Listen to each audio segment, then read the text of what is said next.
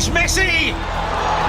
It is the cleanest of clean finishes from the best on the planet. It's time for the biggest sports stories. Liverpool, the champions of Europe, are top of the world. The biggest interviews. That such a great spectacle is ruined by such thuggish behavior. And all the analysis right here. He's the one player that has the arrogance to think that he can play in any stadium in the world and any pitch in the world in front of any player in the world and take them on. Every weekday, it's my sport, it's your sport. It's ZiFM Sport. Let's join the team for the biggest show in the world of sport on ZiFM Stereo. My station, your station. It's a very good evening, Zimbabwe. It's a Monday, and what a Monday to have ZiFM Sport. What a weekend of sport it was. Champions absolutely everywhere. And we saw Zimbabwean footballers kick a ball in anger, albeit most of them were internationally based. The team is here to pick the meat off the bones of that weekend that was. They are Mike, Chris, Sean, our producer, Alois, and my name is Barry. On the home front today, Zdravko Logarosic waited for 10 months for his first assignment in charge of the Warriors, and fittingly, just like the chaos that preceded it, it's a game he'll rather quickly forget. In international sports news, we got a double feature. Like I said, we are celebrating champions all over the place, starting with the tennis court, where Rafael Nadal equaled Roger Federer's all-time mark of 20 Grand Slam titles by winning his 13th French Open yesterday, while in the early hours of this morning, LeBron James posted a triple-double to lead the LA Lakers to their 17th NBA championship with a 106-93 Game 6 win over the Miami Heat. We'll take you around the world in 60, beginning in New Zealand, where All Blacks winger Jordie Barrett slotted a 78-minute penalty to snatch a 16-all draw against Australia in their first Bledisloe Cup test yesterday. In England, Tyrrell Hatton achieved a childhood dream by storming to the PGA Championship at Wentworth. And in the United Arab Emirates, Mumbai Indians overtook Delhi Capitals at the top of the IPL table after beating their fellow high flyers by 5 wickets in Abu Dhabi. Don't miss out on our Play of the Day Manic Monday. And then it's the Castle Lager World Football Report. France manager Didier Deschamps has lavished praise on his side after they were able to shut out Cristiano Ronaldo in their goalless draw with Portugal in the UEFA Nations League last night. In another match played, Gareth Southgate has lauded England's victory over Belgium as a big moment for his side following an impressive second half against the world's top-ranked team. And we'll also keep you up to date with what's happening in the South America 2022 World Cup qualifiers. Brazil kicking off their campaign in style with a thumping 5-0 win over Bolivia in Sao Paulo. We're celebrating champions today, Manic Monday. LeBron James, Rafael Nadal, the race for the GOATs. These two certainly have put their hands up. This is Carrie Underwood. It's featuring Ludacris. It's called The Champion. The Warriors, the Chevrons, the Cheetahs, the Mighty Warriors, and the Sables. From the pool to the track to the field, we are Team Zimbabwe.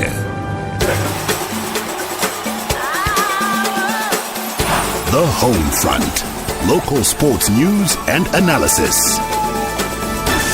Now, they say the ultimate recipe for success is if we're able to keep a conversation going. And that's exactly what we want to do with you. So follow us on all platforms at ZiFM Sport. In our individual capacities, it's at Mike Madoda, at Chris Midzi, at Gazman40. That's Alois Winjira, of course. And then at Sean Tafirinika. I'm at Barry Manandi. Right, on the home front, we're talking the Warriors. Now, Zdravko Logarosic. He waited for 10 months for his first assignment in charge of the Warriors. And fittingly, just like the chaos that preceded it, it's a game he will rather quickly forget. A drab goalless show against the Flames of Malawi in Blantyre yesterday was probably in sync with all the madness which had preceded a friendly international football match blighted by a toxic combination of both confusion and uncertainty. And that concludes it and rounds it up very well. This was a crazy affair. But before we talk about it right here on the show, let's hear from George Damson, a Warriors fan based in Blantyre, Malawi, who attended the friendly match versus the Flames. To be honest with you, I don't think that I was impressed with the performance. There were a couple of decent performances by one or two, maybe three individual players that caught the eye. But overall, I think we were playing second fiddle to Malawi for most of the game. Malawi controlled the game, they had more of the possession, they created most of the chances. I didn't see any identifiable structure to our play, to be honest with you. Again, that could be due to the fact that this was a hustler assembled team. This is the coach's first game. He's maybe trying to identify a pattern in course that he wants to play. One thing that was clearly evident though was his call for defensive discipline. On several occasions, I could see him calling players back to defend instead of going into attacking positions. Even when we're going forward, he would call players back to defend. So it's highly likely that we'll see a team high on defensive discipline from this coach in the coming games. But I hope that he will quickly find a pattern that he wants to follow and play according for us to be able to say this is the style that Loga and his team plays. But as for today, I didn't see that structure. Does that inspire confidence in me as a fan? To be honest with you, it's too early to say. We probably need to wait for the upcoming AFCON qualifiers against Algeria and other teams for us to be able to form an accurate opinion. The thoughts there of George Damson, of course a Warriors fan, a Zimbabwean based out in Blantyre, Malawi. And in truth, Mike, the things that he points out are spot on. Chaos, confusion on and off the field. Yeah, absolutely. Both on and off the field, Barry. And if you have chaotic preparations, they are likely to show on the field of play. And that's what we saw with the Warriors out in Blantyre. It was a performance that was substandard. It was a performance that was below par. It was a performance that didn't inspire confidence. It was a performance that left more questions than answers for both pundit and fan alike. So, you know what? A complete write-off. We spoke on Friday that they should have called this whole thing off. They should have just said, you know what, it's just been too much of a shambles. We're not going to Blantyre. We can better use our time doing other things, because to be honest, I don't think I don't see what Logarisic actually got out of this excursion into Malawi.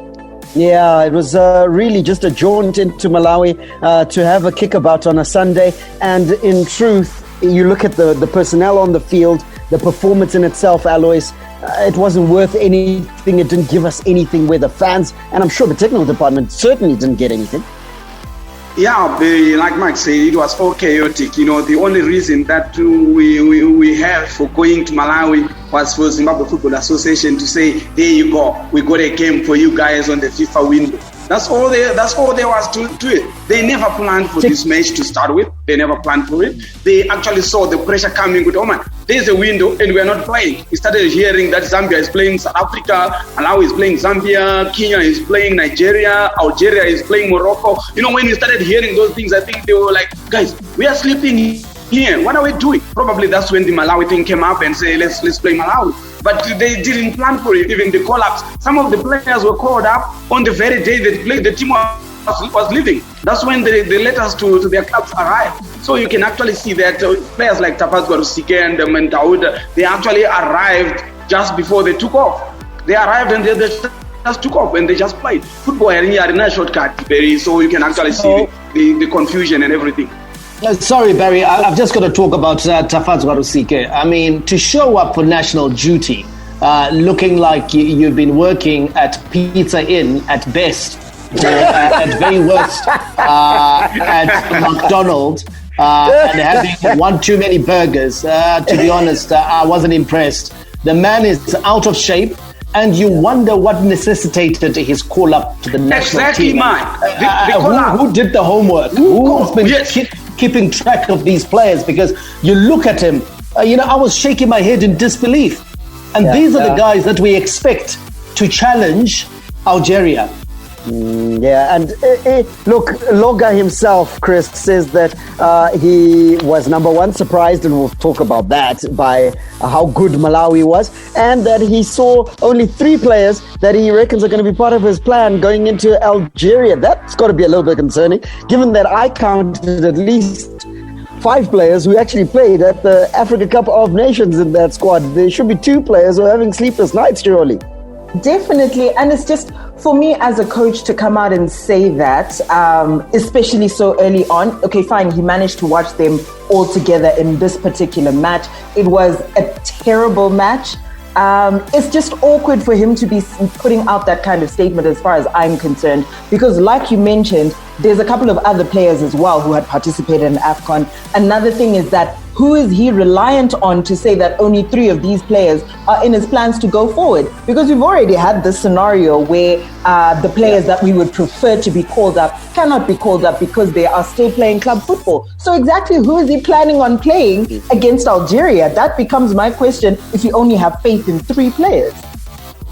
So I'm rolling back your question now, Mike, and I'm coming back to you. You mentioned Tafadzo Rusike looking like he would need a trial to get into our Boozers team. But above that, the selection of this team in itself has got to come into question, because I count Divine Lunga, Alec Mudimu, Teenage Khadebe, Marvelous Nakamba, Karma Billiot, all players who've played, Ian Nakati, who've all played for the senior men's team on a consistent basis. If he says he can only see 3, does he know his players? If he doesn't, who's picking the team? Yeah, Barry, just shows me that he doesn't know the players. That's what it proves, because if he knew the players, then he wouldn't go around saying that there are only 3 players that I can depend on in this particular squad that I've traveled with to Malawi. And so it raises a lot of questions, and that's why I say that this excursion into Malawi leaves us with more questions than answers as to the state and the health of the Warriors before the back-to-back qualifiers versus Algeria. I am very concerned, not only concerned with the fitness level and the conditioning of our players, those that play in Zimbabwe and those that play in South Africa as well, but also, Barry, the qualities of Logarisic. I think we're going to have to start having this conversation about the man. Is it just a question of Zifa letting him down, or is it a fact that this guy is someone that we don't know what to expect from? Because he doesn't seem to have done his homework. If he had done his homework, he would know his players. If he had done his homework, I know that he would certainly have prepared better and gone into that match knowing a bit more about Malawi. The fact that we were dominated by Malawi in Blantyre, and that Malawi could have won it 3 or 4-0 if you factor in the chances that they missed, then leaves me very concerned, because even the players, Barry, that turned up, Talbot Shumba, Divine Lunga, Alec Mudimu, Teenage Khadebe, Marvelous Nakamba, Ian Nekati, Evans Katema. Those players should still have been competitive enough to give Malawi a very good game.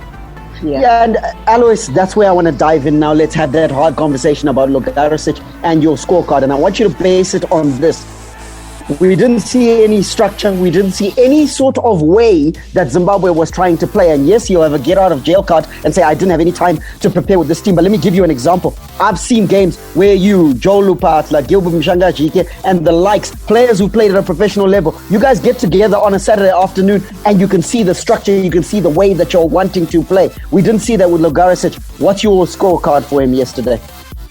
Yeah, I certainly do agree with Mike there that we are now doubting the qualities of Logarisic when it comes to this. Number one, for him to start criticizing the players in the first place, I don't know where he got the information from, because he didn't do his homework. He doesn't know the players. At the same time, he is coming from Europe, where we spoke about sports science. He is supposed to be good enough to know that you can't expect these players to play swashbuckling football after just arriving in camp, go down to a plane and fly to Malawi and play. You don't expect them. But what we expected more was structure. Whether you are tired, whether you're fatigued, whether you want, but you play with structure. That's what we didn't see. Now that's a coach. That's for the coach now. Whether this player is tired, but you see the run that he is making, where he is standing, but he has been instructed, you move this way, you stand this way, we defend that way. That can be done. But team talk 2 hours before the match. About we move this way, we move that way. Those players are not daft. They know, they play professional football. He didn't just have this structure. Yes, they're professionals. Another thing that we were constantly hearing when we hear statements out of Loga is he's got an excuse every single time. Last week it was the fact that someone inside ZiFM is sabotaging his efforts. Yesterday it's the fact that only 3 of the players that played yesterday are the players that he'll be able to work with. Logaricic, first of all, I feel didn't do enough research coming to work with an organization like ZiFM. He doesn't know what he's doing, particularly with this team, and he certainly doesn't know his players, and we're going nowhere slowly. And he had many months to do it. Many months. It's also a bit of a surprise, guys, that he used the word, I was surprised by how good Malawi was, because if you're a coach, you've got to study your opposition. He knew about this friendly at least 2 weeks ago and should have at least done his research on our opposition. The hope is he's doing his preparation for Algeria, because that's far more formidable foe, and also there's a lot more on the line. Well, we've got 4 weeks to prepare and get ready for that one. Hopefully we will be ready. Hi, I'm Warriors coach Zdravko Logarušić, and you are listening to ZiFM Sport. Sports with a difference. Right, let's give you a quick local sports news roundup, starting with cricket. The Zimbabwe national cricket team players began their final training camp in Harare today ahead of the limited overs tour of Pakistan. The 20-member travelling squad was named at the weekend and will camp in a biosecure bubble for the final week of training before their scheduled departure for Pakistan next Monday. The contingent took COVID-19 tests before checking into camp to minimise the risk of the players and support staff contracting the virus. In swimming news, the sport of swimming has made a return in Bulawayo, with the first gala of the 2020-2021 season being held yesterday at the Bulawayo City Pool. Bulawayo Amateur Swimming Association committee member Nokutula Ciprianus said the event progressed smoothly and they managed to observe all the COVID-19 protocols in place with a limited number of officials, while only 4 swimmers were allowed into the pool for each race. We wrap it up with boxing news, where Freeman Mavongwe says the lifting of his suspension by the Zimbabwe National Boxing and Wrestling Control Board came as a relief, as he can now focus on the future. Mavongwe was suspended together with Brendan Dennis for failing to follow the Boxing Control Board's regulations when they competed at an amateur tournament in Victoria Falls and Olympic qualifiers in Senegal. He's quoted as saying, "I am happy because a year out of competition is too much. When others are fighting, you'll be left behind, and even those that would have come after you will be ahead. It's a big relief." Hi, this is Mike Madura, and you can catch me and the team for all the latest breaking news out of the world of sport, local as well as international, on your favorite station, my station, your station, ZiFM. We are Z-Team on ZiFM Sport. Z. From the front of the grid to the back of the net, it's ZiFM Sport. International Sports News Roundup, where the world comes out to play. Always epic on a Monday, right here on your favorite sports show, as we take a look back at the weekend that was. A weekend of champions, Barry has dubbed it, and he is so right. Champions crowned in Miami, LA Lakers back where they deserve. And then in Paris, where of course the French Open champions were crowned. The big story, Rafael Nadal pulling level with Roger Federer on that 20 Grand Slam mark. But before we get there, just a reminder that the second half of the show is the Castle Lager World Football Report, where football is your thing. You're going to enjoy it. We'll be keeping you updated with the different international matches that were played this past weekend. World Cup qualifiers in South America, the UEFA Nations League in Europe, as well as the different friendly matches played on the continent of Africa. Now let's go to Paris. That's where we're going to kick things off. And it's ladies first. Teenager Iga Swiatek became Poland's first Grand Slam champion. She stormed to victory against Sofia Kenin at the French Open on Saturday. Swiatek capped off one of the most impressive Grand Slam runs by a teenager in recent years by defeating Australian Open champion Kenin to lift her maiden trophy 6-4, 6-1 on Saturday. Chris, a remarkable achievement for a player who's only 19 years old. And just to add to what she has done, I think she becomes the first or the youngest winner of the French Open since 1992. Back then, it was Monica Seles that won it. So she's going into the record books and a deserved champion in Paris. Deserved champion. I think we saw a lot of grit there. We saw that this is one of the players we can look to in the future as well. I think it's her first Grand Slam and she goes ahead and she wins it. And it's just, I think, indicative of what we're to see in terms of a future champion. It's great that she's come up now. She's still a teenager, and we just hope that from now on she can be consistent and keep popping up in these slams. Barry, clay is tough. We all know that, perhaps the most difficult surface on tour, but she tamed it. And if you take a look at her record at Roland Garros in this particular tournament, she dropped only 28 games in 7 matches, including a first round win over 2019 runner-up Marketa Vondrousova, and then a last 16 trouncing of top seed Simona Halep. So people can't say she had it easy. Not at all. To be the best, you have to beat the best, and that's absolutely true for Swiatek. And in truth, I agree with Chris. We just want to see if she can kick on from here. First Grand Slam, yes. First tournament win. That's the way to start it. You start with a slam, hey? Don't mess around with these other tournaments and whatnot. Indian Wells and that nonsense. No. Let's go for a slam. So in truth, she's done very, very well, and that's the way to start off your career. And from here on in, don't let it get to your head. Just carry on doing what you need to do. Like you say, difficult surface to play on. Generate your own power, and she did exactly that.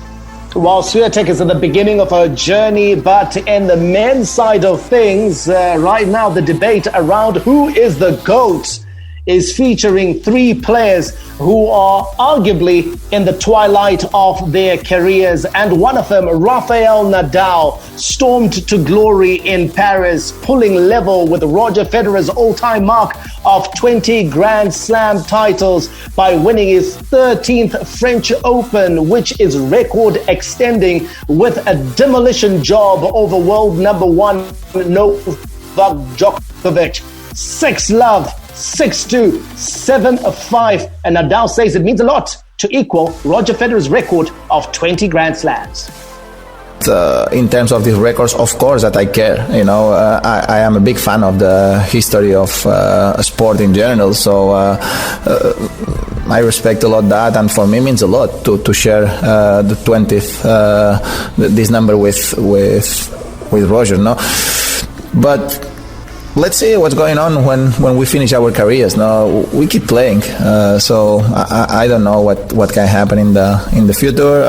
I am just excited, and of course it's something that means a lot to me, and at the same time share this record between us, that we had an amazing rivalry for such a long time, is something in some way beautiful. I really believe, and let's see what's going on.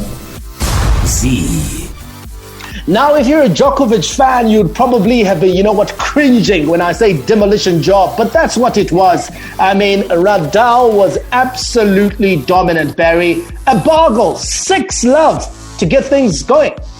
Yeah, look, I think after that first set, we all could see that, listen, this is going one way. And in truth, I had visions of, back at primary school when you have a fight with another kid and you say, let's meet in the sandpit. This is exactly what it was, because Nadal told Djokovic, let's meet in the sandpit, and he rubbed his nose in it. He absolutely destroyed him. In truth, Nadal and Djokovic was his own worst enemy as well. I mean, unforced errors, I think he clocked up about 52 compared to Nadal's 14. You're never going to win any match, let alone a Grand Slam final with those sort of numbers. Yeah, absolutely. I mean, you're up against Nadal, who is the best on that surface. And there is something that the commentators on TV said, Chris, yesterday afternoon. They say that they believed that beating Rafael Nadal on clay is probably the most difficult task in world sport at the moment. Do you agree? His record reads 102 at Roland Garros. I would 100% agree with them. I think, first of all, he solidified himself as the best player on that particular surface. So when you're coming up against him, there's that, first of all, the mental battle of having to overcome the fact that you're coming against the king of clay. But I think in terms of physically on that particular surface, it's a much more difficult surface to play on. So if you're not physically prepared for it, and a lot of tennis players haven't had a lot of practice, obviously because of the COVID-19 break, it's going to be tough. But I don't think Djokovic made it easier for himself. He wasn't particularly competitive. He wasn't helped by his serve at all. I think he landed his first delivery just 42% of the time. So for me, he wasn't competitive, completely wiped out. Nadal was totally dominant throughout that match. But I would have expected more from Djokovic. He wasn't there yesterday. And look, I think after the last few weeks, he's been a bit rattled. He's been a bit rattled, and so Rafael Nadal right now, he has pulled level with Roger Federer in the race for the greatest of all time. Remember, Roger Federer has got the edge. He's won more ATP Tour titles than Rafael Nadal, but they're equal on Grand Slams, whilst Rafael Nadal leads the head-to-head at Grand Slams versus Roger Federer, and even against Novak Djokovic, who has won 17 Grand Slams and is by no means out of the race. He's the younger of the three, and he can fancy himself to close the gap in the years that are to come. Now, those were not the only champions in Paris, because there were champions crowned in the land of the Star-Spangled Banner. All right, guys, a big smile on our producer's face. Sean Tafirenyika, big fan, not of the Lakers. So we need to say that, Sean, you've never been a fan of the Lakers, but a big fan of LeBron James, the man who posted a triple-double to lead the Lakers to their 17th NBA championship with a Game 6 win over the Miami Heat. Now, when you take a look, Barry, at the final score, 106-93, that's what? 13 points in it. At one point, in truth, it was a lot higher than that. This, just like Rafael Nadal over Djokovic, was something of a demolition job as well. It was indeed, and I think that the fact that the Miami Heat in Game 5 seemed to sort of delay and try and keep the series going, I think it served as almost a Shumbane Mbama, I think they say. So, in truth, it made them frustrated and angry, hurt and hungry, and the Lakers certainly showed it in the wee hours of this morning. While LeBron James was at his best in Game 6, he finished with 28 points, 14 rebounds, and 10 assists. He won the Finals MVP by a unanimous 11-0 vote. Let's hear from the King, LeBron James. To hear your name with Tiger Woods and Coach Saban, and know the success that those individuals have had, it just brings a smile to my face, and it's very humbling too at the same time, because I know where I come from. And I know, how difficult it is to be able to be at the mountaintop. And I've been able to do it 4 times in my career. Like you said, each one of them is so challenging in their own right. But it never takes away from how great the accomplishment is, because you know how much hard work you've put into it throughout the course of that season. And this one was nothing short of difficult as the other 3 were. Chris, it's another accolade for LeBron James, and it's another discussion that people will have in the years to come as to who is the GOAT in the NBA, who is the GOAT in basketball. And LeBron James, he keeps adding to the legend of the King, because he's won it with Miami, he's won it with the Cavs, he's now won it with LA, and with the stature of the Lakers, it only embellishes the legend that he's trying to create. Definitely, I think he becomes an even bigger superstar. He becomes, I think especially with the Lakers, there was a lot of doubt. Can he do it in LA? Can he do it again? Is he able to do it with this particular team? Is he the GOAT? And I think he's managed to deliver. He said he would deliver, and he's managed to do it. And I think that's just what, especially in this match, he just came in and shut things down. He was not having it any other way. And that just adds to the superstardom of him potentially being the GOAT. While the Lakers are winning their first title since 2010, when franchise icon Kobe Bryant collected Finals MVP honors as LA defeated Boston Celtics in Game 7. Heading into these finals, Barry, LeBron tied with Kareem Abdul-Jabbar, of course, who turned out for the Bucks and Lakers, Kawhi Leonard, San Antonio Spurs, and Toronto Raptors as the only players in NBA history to win Finals MVPs with more than one team. He'll be satisfied because, like Chris said, he promised to bring the glory back to the Staples Center. He's done that. There'll be a banner that will be put up on the Staples Center, and a lot of people will look and say it was because of LeBron. Yep, and in truth, he's even saying it. I mean, you could hear it post-match when he was speaking here. He talked about the fact that the team deserves respect, but he also asked for his respect for himself. He knows the talk that's going out there, the talk that goes around the other names that are talked about in the GOAT conversation. And for him, he believes that because he can do it with various franchises, because he's done it in this fashion, he is the GOAT. But look, let's park that discussion. He needs to just carry on with his career, doing what he is doing. At the age that he's doing it, it's phenomenal. Yes, but let's have the GOAT conversation a bit later on. Let's applaud you first. You've just won a championship. Celebrate that, Brew. Chris, do you feel that sometimes he's a bit too consumed with his place in the game, with his standing in the game, with this GOAT conversation and what do people think about me? Where do they rank me? I think he is, but I don't think it's partly, I think the media is to blame for that, because I think the media is responsible for creating a narrative. And look, these players don't live in bubbles most of the time. They're aware of what's going on the outside. They're aware of what's being said in the public. And you're going to get obsessed with that, especially if you feel that you've achieved something, if you feel you are the GOAT. And the media narrative is like, oh, no, not quite there yet. There's still someone who's done better than you.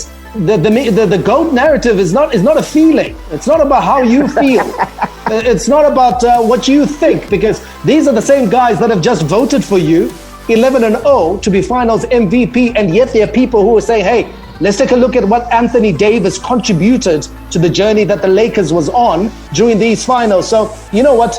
You can't sort of like pick and choose when you like the media. And you love them when they back you, and then when they choose someone else, or when they tell a different story, or when they say, hey, there's Michael Jordan, there's Kobe Bryant, there's Kareem Abdul-Jabbar and all those players, you're kind of like, oh no, you know what, you guys are not being respectful. So surely, you know what, why can't he take the approach, like what Barry said, play your ball, have your career play out, and then let's have the conversation at the end.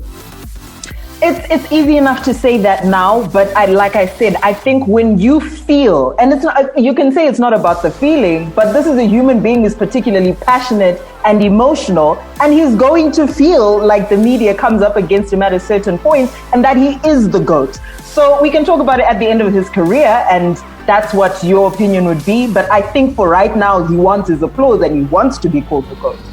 Oh, he wants to be. Once doesn't get. It doesn't work that way. And I mean, would he feel different, Barry, if the media said, you are the GOAT, you are great, you are better than Jordan? No, I don't think he'll be satisfied with that. I think he just by his nature, he's competitive and wants to keep this fuel going in him, and perhaps it fuels him, but in truth it just comes off as arrogance, comes off as being a little bit conceited and self-absorbed. I love the word you use. He's self-consumed, and it's coming across, and that the problem with that is that then it puts you in stark contrast with all the other names, with your Jordans, your Kobes, your Magics, your Larry Birds, your Kareem Abdul-Jabbars, who are quiet, and obviously with Kobe, sadly, because he's late. But the others are quiet. Can I come in talking and give an example? Jordan, at any press conference, never publicly declared that he was the GOAT. Never. Yeah. Jordan always responded that it was unfair for you to put me up on this pedestal at the expense of those that have come before me, who played in their teams, had their achievements. So, you know, the Jordan that we see now, who, yes, embraces the tag of GOAT, has done so post-career. Yeah. But, you know, I'm a bit uncomfortable. It's almost like it's similar to Messi, how Messi will always say, oh, you know what, I just want to win for the team. Yeah, I just want to do that. It's not that they don't feel like they're the greatest, you know, but sometimes I think you've just got to reach a place where, you know what, play it out. And when you do become the GOAT, no one will have to argue. Your performances and your achievements will just stand out on their own. So this is a debate that we can carry on. Sean, would it be a good one to have on Thursday? Who's the GOAT? Nah, I don't think so. This one would be too fractious. People will be beating themselves up here. So we don't want to do that. We don't want to do that. So, hey, you know what? Interesting. Send us a message. Send us your thoughts. Who do you think is the GOAT? LeBron James, has he done enough to overtake Michael Jordan? Or is Michael Jordan still sitting on his throne? Hi, my name is Luke Bahamute, Los Angeles Clippers small forward, and you're listening to ZiFM Sport. Only DSTV brings you the very best football action. Catch all the action from the most popular league in the world, the English Premier League, with some of the world's biggest stars in Sadio Mane, Harry Kane, Sergio Aguero, and Virgil van Dijk. Oh, they did it! I cannot believe it! Catch all the action on the brand new SuperSport Premier League channel on channel 223. Oh, wow! We have the world's best football, only on DSTV. Around the world in 60 seconds. International sports news.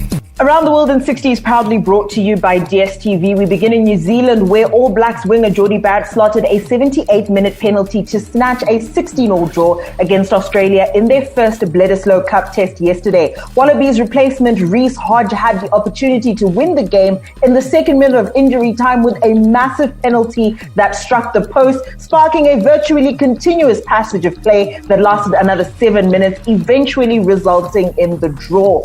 We head over to England, where Tyrrell Hatton achieved a childhood dream by storming to the PGA Championship at Wentworth. Hatton carded a closing 67 to claim his 5th European Tour title on 19 under par, 4 shots clear of France's Victor Perez. The victory will see Hatton break into the world's top 10 for the first time. We'll touch on the United Arab Emirates, where Mumbai Indians overtook Delhi Capitals at the top of the IPL table after beating their fellow high flyers by 5 wickets in Abu Dhabi. Surya Kumar Yadav and Quinton de Kock struck 5 centuries as Mumbai reached their target of 163 with 2 balls to spare to leapfrog Delhi at the summit on net run rate. Ravichandran Ashwin dropped Surya Kumar off his bowling when the Mumbai batsman had only 17, and that proved key as Delhi lost for just the second time in 7 IPL games this season. Don't miss the Formula One report tomorrow, where Lewis Hamilton paid fulsome tribute to the phenomenal Michael Schumacher after matching his long-standing Formula One wins record and being presented with an old crash helmet by the legendary German son Mick. The Castle Premier Soccer League, La Liga, Serie A, the English Premier League, the Bundesliga. It all comes together with the Castle on the Castle Lager World Football Report. All right, it's a FIFA international window, which means that club commitments give way to national allegiance. And in Europe, there is a UEFA Nations League, which took place this past weekend and will wrap up between today and tomorrow before they all go back to their various bases. So let's give you some key weekend results. Spain 1-0 over Switzerland. Germany triumphing over Ukraine 2-1. Bosnia-Herzegovina and Netherlands playing out a goalless draw. Ditto the scoreline between Poland and Italy, that one ending goalless. 3-0 was the result for Denmark against Iceland, and Croatia 2-1 over Sweden. The pick of the fixtures, of course, being the matchup between the world champions and the European champions, who incidentally are also the Nations League champions in Portugal. The world champions, of course, being France. And Didier Deschamps, Alois, absolutely cock-a-hoop about his team, restricting the great Cristiano Ronaldo to only 3 attempts on target. And he was openly caught venting his frustration because of the formidable defense that Didier Deschamps laid out with his French side. Yeah, the French were very solid, in defense, and of course you can say that they denied Cristiano Ronaldo, but he almost rattled them in the first half when he hit the crossbar. I thought that was going in. But nevertheless, I think there was like 2 crossbars that were hit by Portugal. I thought Portugal were very fluent in the first half, and France came back very solid in the second half. Defensively, they were very tight, and they shut Portugal down. But all in all, it was a very good game of great football that I watched. And like we said, like we predicted, contrasting styles from the teams, and Portugal played exactly as we predicted, fluid and very technical, very quick. And France decided to lay back, and decided to come out slowly from the block. So it was actually a very good game of technical ability, and France did well. Defensively, I thought they really did well because Portugal were actually on top of the game, and technically I thought Portugal was superior. Was it more contrasting styles, or more so when I move, you move, Chris? It seemed like they were giving each other a chance to control the ball, and in each case executing their tasks with and without the ball quite effectively.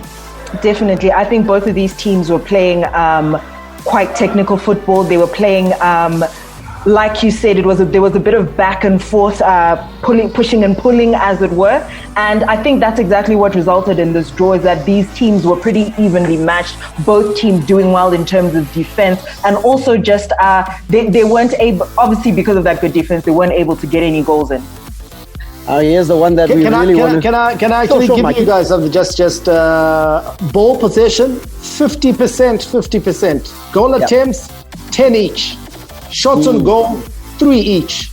Shots off goal 3 each. Blocked shots 4 each.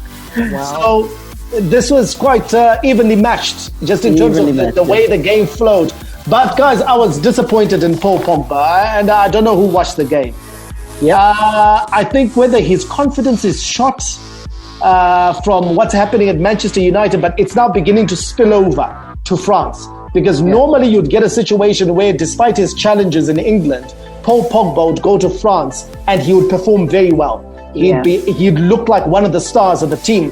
This time he looked like one of the guys who was actually breaking the momentum. Whenever France was in an offensive transition, the ball was sort of like staying too long with Paul Pogba. He was making the wrong choices. Slowing things down, He was slowing it down. Griezmann was making runs. Even Martial, this one time, Martial it was supposed to be a give and go, gave it to Pogba, made the run, had the beating of the fullback for pace. The ball should have just been put through. Pogba didn't even see the run, didn't even see the space. So there's something happening there, and I think there may come a time where if it continues, I think Deschamps has got enough options in central mid. We saw young Kamavinga play in the previous game where they mauled Ukraine. He may well be an option, because you can't carry on carrying a player in a crucial area like central midfield. Mike, do you remember, Mike, I was complaining the whole time about this very same thing that you are saying now at Manchester United. That's exactly what he has been doing. He kills the momentum. He has been doing that at Manchester United. I'm glad you're seeing him now doing it at France now. He has been doing the same thing. That's what he does. Perhaps, guys, this is a player who is trying to play for a signature. He knows that he needs to move out of Manchester United, and so wants the spotlight on him, and he's not regarding the team. So I agree with you, Mike. There might be a decision to be made over Paul Pogba. There was a big blockbuster encounter between Belgium and England. Gareth Southgate has lauded England's 2-1 victory over Belgium as a big moment for his side, following an impressive second half against the world's top-ranked team. Gareth Southgate, no doubt, happy with the result, and he has every right to be. But in truth, if we watch the balance of play in this game, Belgium deserve to get a little bit more out of this game. They played phenomenally well. England might have won this match, but they know very well that they were not the better side on the night. A very good result, yes. Someone will say that, yes, we got the result. Tactically, we were good. We got what we wanted. But let's be honest, Belgium played better football, yes. But I still think that England, they still have a good side. They still have a good side, yes. They won. They've got a side that is capable of beating anybody if they fine-tune and play with a little bit more intensity, yes. But like I said, I agree with you. I thought that Belgium deserved a better result because they played better football and they created better openings as well. They just couldn't convert their superiority into chances to score goals. But I thought that they did well. Alois about to call Belgium Senegal. I don't know whether he wants to rush to the games that were played in Africa. But first, we got to go to South America. That comes next. From Rufaro to Barberfield, Mandava to Nyamunga, all the perfect moments in the Castle Lager Premier Soccer League come together on ZiFM Sport. World Cup qualifying for the 2022 tournament in Qatar is underway in South America. People say it's arguably the hardest qualification route of all the continents or all the confederations that make up FIFA. But Brazil made light work of their first opponent in the form of Bolivia in Sao Paulo. 5-0 victors. Roberto Firmino of Liverpool scoring a brace in that encounter. Felipe Coutinho also amongst the goals. And you've got to say, Chris, that Brazil have set the right tone at the start of this qualifying tournament. Definitely set the right tone. It was an absolutely impressive performance, 5-0. They've still got a long way to go, but I think when you're able to deliver this kind of a performance right at the beginning, you go to the top of the qualifying group. I think it makes for a good tone for Brazil going forward. Okay, other victors over the weekend. Colombia beat Venezuela 3-0.